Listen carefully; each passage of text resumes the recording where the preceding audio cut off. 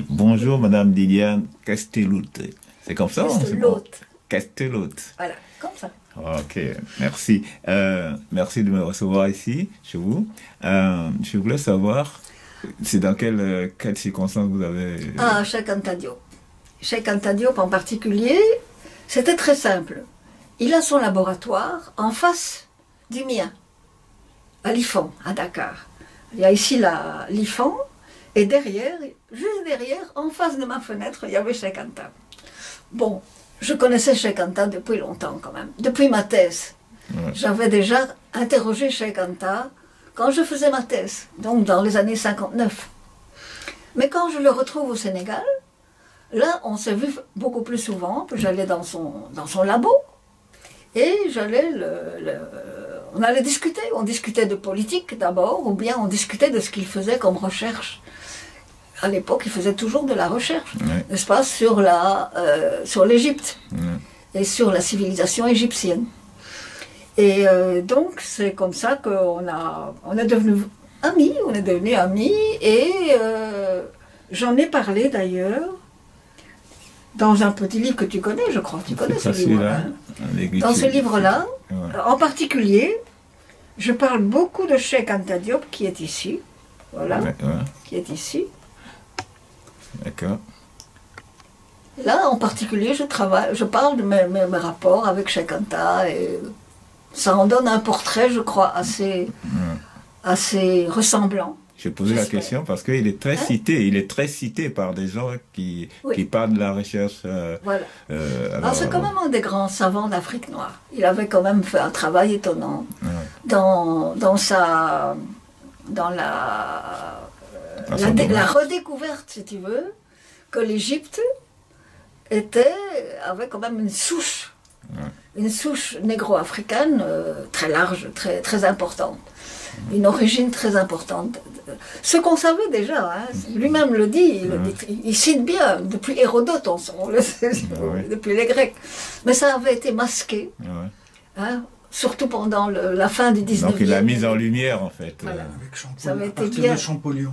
Oui. Le frère Champollion, pas le vrai Champollion qui a réussi à déchiffrer la pierre de Rosette, n'est-ce pas, où il y avait les écritures. Lui, il avait bien soulevé le problème que finalement, les Égyptiens devaient sans doute ressembler assez fort aux Fellahs, qui sont encore toujours là et qui sont noirs.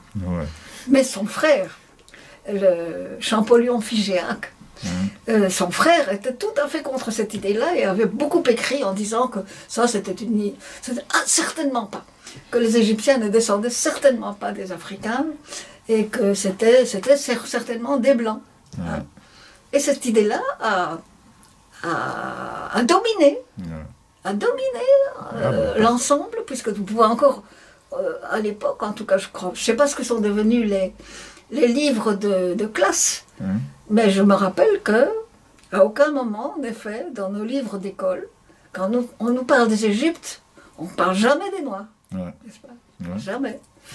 Et tandis que maintenant, au Sénégal, par exemple, et sûrement en Côte d'Ivoire aussi, on est obligé de dire que l'Égypte, de tenir compte de Cheikh Anta Diop, et de dire que quand même, l'Égypte a une origine négro-africaine.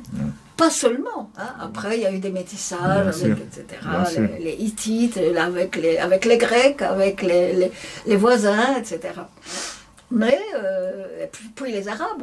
Mais l'Antiquité, la haute Antiquité, n'est-ce pas, on a suffisamment de témoignages, y compris dans les mythes, dans la religion, n'est-ce pas, même dans la sculpture, hein, dans l'art, dans la coiffure, des femmes qui portent des perruques avec des tresses fausses. Hein. Actuellement encore, les Sénégalais se mettent des fausses tresses. Malheureusement. C'est une vieille tradition.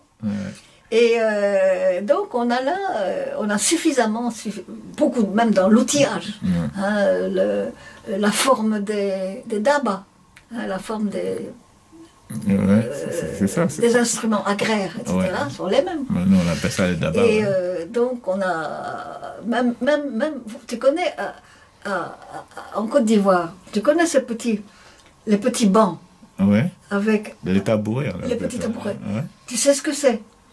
Ce sont des appuis-têtes. Oh. Ce sont des oreillers égyptiens. Ouais. On les retrouve, Ouais. mais comme appui-tête, donc dans le mobilier égyptien. Et nous, on en fait des tabourets, mais en Ouais, réalité, bah, c'était pour Ouais, dormir. Ouais. Pas très confortable entre nous, soit dit. Mais enfin, je suppose qu'ils mettaient un coussin là-dessus.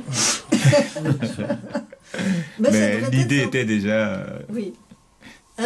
C'était déjà bien d'avoir eu cette idée-là, en fait. Oui, c'était déjà bien d'utiliser ça. Bref, Ok. quand on a lu les bouquins du Cheikh Anta, hein, on ne peut plus douter. Et je crois que beaucoup de gens actuellement, il y a encore des gens qui disent que, même des universitaires, hein, qui croient que Cheikh Anta Diop a déliré, quoi. Et il y en a encore Oui, qui... et puis, Oui, il y en a qui le il y a l'épisode Oui, pendant de la période où on a saboté sa thèse ici à Paris, à la Sorbonne.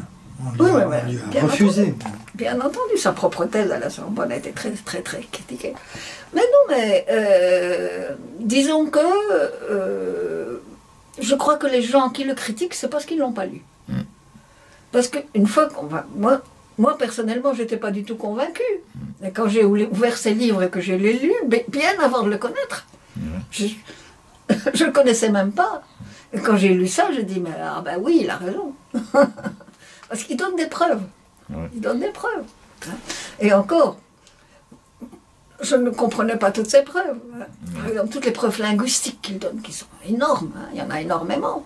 Moi, je ne connaissais pas donc les langues auxquelles il faisait allusion. Donc, je ne pouvais pas juger, mais je voyais la statuaire, je voyais les objets, etc. Et je reconnaissais en effet des choses tout à fait africaines. Donc, moi, j'étais convaincue, quoi, assez Oui, facilement. Et Voilà. un détail qui est très important, c'est que l'Égypte ancienne, Oui. ce n'est pas l'Égypte d'aujourd'hui. Mais naturellement, C'est l'Égypte ancienne n'était pas c'est l'Égypte toute la arabe. vallée. Le découpage colonial a aussi faussé complètement les choses. Et il est évident que l'Égypte ancienne, effectivement, il ne faut pas oublier que le Nil prend sa source au Rwanda, n'est-ce pas? Il prend sa source dans le nord du Congo. Donc ça, Et c'est une, que... et Mais une oui. branche vers l'Éthiopie. Oui. Et ça, c'était d'abord une découverte, hein, pour moi aussi. Enfin, pour moi, tout a été une découverte, si vous voulez. Puisque avant d'arriver à l'université, avant d'avoir même terminé mes premières études universitaires, je ne connaissais pas du tout, bien qu'ayant grandi en Afrique, je ne connaissais rien de la littérature africaine. On n'enseignait pas ça, évidemment. Bah, même On n'enseignait pas même ça. au jour d'aujourd'hui. J'étais très forte en littérature française. Je ne connaissais rien de la littérature africaine. Vous n'étiez pas intellectuelle africaine. Voilà. J'étais Ok. tout simplement... j'étais un produit de l'enseignement, quoi. Ouais. L'enseignement traditionnel européen.